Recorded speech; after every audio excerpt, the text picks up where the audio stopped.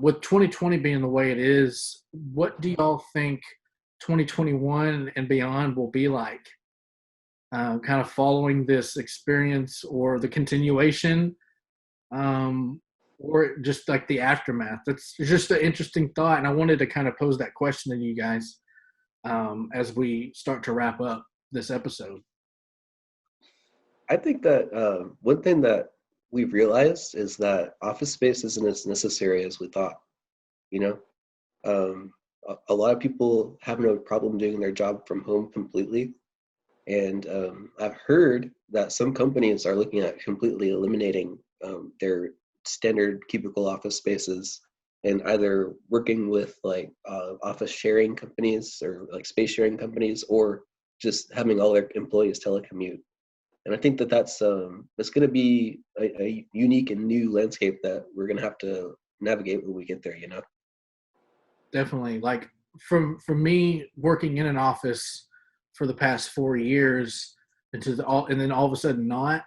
It's very interesting to see how my company and many other companies have approached this issue because for me, like I work in a building that's 16 floors, and at least 50 to 60 people on each floor. And the reason we haven't gone back is because there's so many people in our building, and with all the guidelines and restrictions, like it would just to get up to our floor in the elevator, like if everybody was like showed up at 8, it would take half a day to get everybody up to their floors because there'd be like maybe 2 people per elevator. So it's like this is weird thing. And for somebody like me who got so used to working in an office and kind of benefits from working around an environment in the creative space, being able to bounce around ideas from people, getting inspired by something somebody said in a meeting, or just the environment of being around other creative people.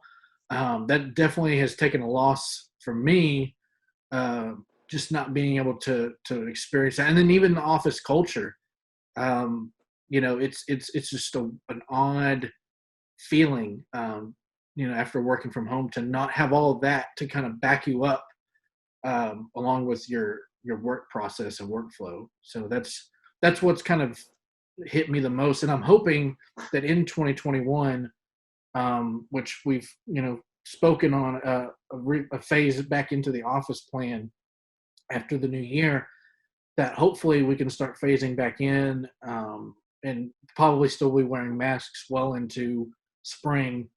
But just to get everybody back together again, I think that that's going to be the biggest challenge, especially for a lot of office buildings. And then the fact that you mentioned that a lot of companies are kind of reassessing their work from home and work in the office policy, that's going to affect a lot of companies, and it may help them out financially, and that might be the decision making behind it, or it could be the health reasons. But this event has definitely allowed everybody to kind of take a step back and think about how we do things every day.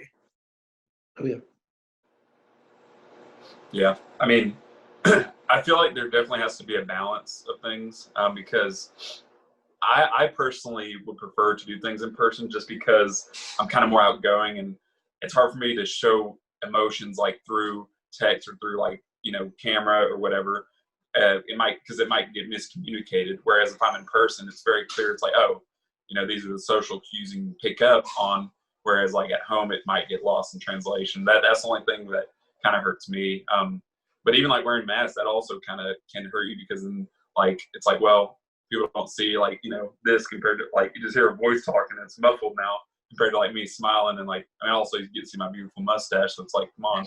But I don't know, that's the weird part for me, especially being, for me, my industry is food. So it's like you can't go home and serve people food from your house and be like, okay, I'll eat it for you, I guess.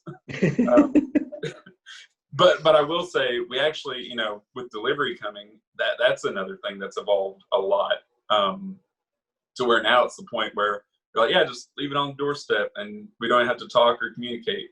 It's like, oh, okay. And technology in a way has impacted that big time, to where it's just like, oh, we don't even have to talk to each other to get our food. It's just like, what to do, basically. It's just like, oh, okay. Guess he didn't want to talk to me. But that's fine. Yeah, But all these new habits have formed. yeah, just stuff like that. People are It's either becoming the new normal. Yeah, people either change their habits once things get kind of back to a normal, or they're gonna continue to do what they've been doing. Like I feel like contactless deliveries, Uber Eats, and all that kind of stuff. Like that's here to stay. I feel like that is all going to continue moving forward, especially if there's other kind of threats, out there besides just COVID. This will be something that will kind of bring those chances of something else happening down, and people are just going to be used to it. I mean, I'm already used to the delivery. I rarely go out to get food unless I just really want to get out of the house and like do something semi-normal for the time being. But it's just so wild to see how quickly everyone has accumulated these new habits, new routines, and then new tools like video, Zoom, and other things like that have kind of allowed us to function in this weird time. Yeah. I mean, and some people would argue it's a generational thing, but at the same time, like, I don't know, like seeing our generation grow up, a lot of people fear what's unfamiliar. So if it's easy and convenient for them, they're going to keep just doing how they've always done things. Because I believed it. I was like, oh, well, that's just the older generation. They don't know. But I'm like, I don't know. I think at the same time, technology is advancing so quickly just for us that like a lot of our age group, they're still like, oh, I don't understand this. So I'm going to do what I know because, I don't want to change and I'm going to keep it that way. So at the same, what I'm saying? So it's like, I don't know. Is that going to be also, I think that's a big factor to consider because a lot of people aren't willing to learn the new technology or they just, like I said, want to keep doing what they've always done. It's like, if it ain't broke, don't fix it. Mm-hmm. And they're having to adjust, whether their life situation or their job has changed. They've had to, form to a new lifestyle. A lot of people have. And it's interesting to see that shift because it's basically almost affected everybody at this point. And I don't know about you, Mobley, but how was this transition, or what are some of the new habits that you've noticed with yourself, but then even like your local community? Well, I would say in myself, I noticed that I stopped going out for pretty much any reason that wasn't completely necessary. So like at the beginning of the lockdown, the only thing I left the house for was to go to the grocery store. And I realized that I actually left my house a lot more than I thought I did. And I think that since things have sort of opened back up a little bit more and I'm going back to work, I've started to realize that I really haven't started leaving or haven't started going out like for frivolous reasons as much anymore. So I guess I started to stay home more often. I also I pay attention to how much toilet paper I use a lot more now. And so I keep a better, a tighter inventory on like paper towels, toilet paper, paper plates, the stuff that you need to be sure that it's not going to get sold out at the supermarket, stuff like that. Yeah, as we saw and as Lane experienced at the beginning of all this. Yeah, it was so bizarre. I was like, what? I was like, what is happening? Do you think a lot of this will carry over into 2021 and beyond? Because I think that the pandemic is not over. Right. And our cases are still increasing, especially in Texas. And so I do think that there's going to be more to coronavirus. It's not over yet. We're not out of the weeds. But I do think that it'll be over eventually. Like it's just going to take more time, and they're probably going to have to, or we'll probably have to do a better job the second time at locking down, just to get this completely eradicated. Yeah, because there's definitely been a resurgence of cases. I mean, I'm an example of it. and what's crazy is too, like I've done my part the whole time. Like I always wore masks every time I went out at work, and I washed my hands like crazy. Did everything right and still got it. So it was kind of like, and that's when it's like it's irresponsible for other people not to do it, because I did come in contact with guests that would not have a mask, or, maybe didn't clean their hands and would hand me their card, and I'm just like asking them to swipe it. They just don't get it. And I'm like, okay, well, I guess I'll just swipe it for you then and risk my life. But it's one thing though, being in the food industry, like you're not confined in an office space like maybe like me and Matthew would be. You're with a team of other people. I mean, technically you'd be like in a kitchen or in a front room, but you're also seeing people constantly, these strangers, yeah. and you don't know where they've been, what they've been doing. So like, I'm sure the food industry has been hit hard by this because of the exposure to so many people during the day. Yeah, and well, for our case, I mean, we just really buckled down on, to the point where it was annoying almost. We're like, keep your mask on, wash your hands. And we even had a timer to where like you had to wash your hands every 30 minutes at least once. I mean, people do it more usually, but the minute you said put in the building, it's like take your temperature. If you have a fever, go home. My operator, he made a joke. He was like, one of my coworkers was on break, and she had a mask off and came up to the front counter to get food. And he was like, Abby, he's like, where's your mask? And she's like, I'm sorry. And she's like, I didn't think I needed it. He's like, oh, okay. He's like, hey, COVID, if you're here, please make sure not to infect her. Which, just stuff like that kept it lighthearted. But at the same time, it's just like, man, like all these extra precautions, it's kind of annoying, but it's definitely necessary. Mm-hmm.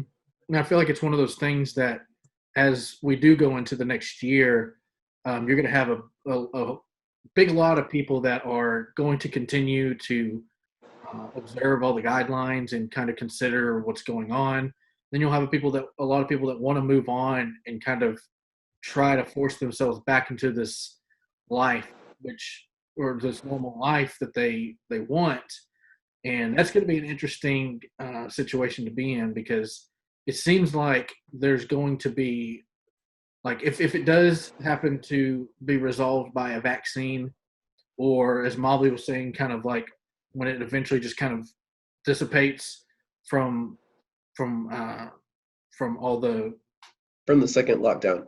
Yeah, from the second lockdown, it's like if there's going to be this like huge aftershock, couple of months, almost as long as the shutdown that we've had this year into next year, that will kind of like be recovery, things rebuilding, people getting back out, industry starting back up. I know the entertainment industry has gotten a big giant slap in the face by this, whether it be movie theaters or concerts. Like that's a whole world of industry that has really suffered from this, and if people are going to be willing to go back out and experience stuff again, that's going to really change kind of the landscape of how we consume entertainment, how we do daily tasks. It's kind of weird to think about that, but there will be an end to this eventually. So I'm hoping that it's sooner than later, but it's one of those things where I don't think it's going to be an overnight change. Like there's going to be an aftershock, essentially. What do you think is going to happen to movie theaters? Do you think they'll still be around? So we kind of talked a little bit about that in episode 2 with our buddy Swade, which you know him. Yeah, and I know him. As an actor in Hollywood, he kind of broke it down to the point of, the industry as a whole is taking a hit. Whether you're on the production side or the acting side, and they're going to try to keep it going because you've got streaming platforms that need content. And he even spoke on the idea of how quickly, people are trying to get content out so they can get it sold to these companies, the streaming companies, which will take anything at this point, because there's going to be a huge production gap at some point that we're going to see, whether it's, next year or whenever, that things kind of took a halt. But he basically said that he thinks that movie theaters will become more of a niche or a niche kind of thing. There will still be movie theaters. I think that's an industry that has to stay afloat, because a lot of these studios in Hollywood rely on the theater going experience to make money.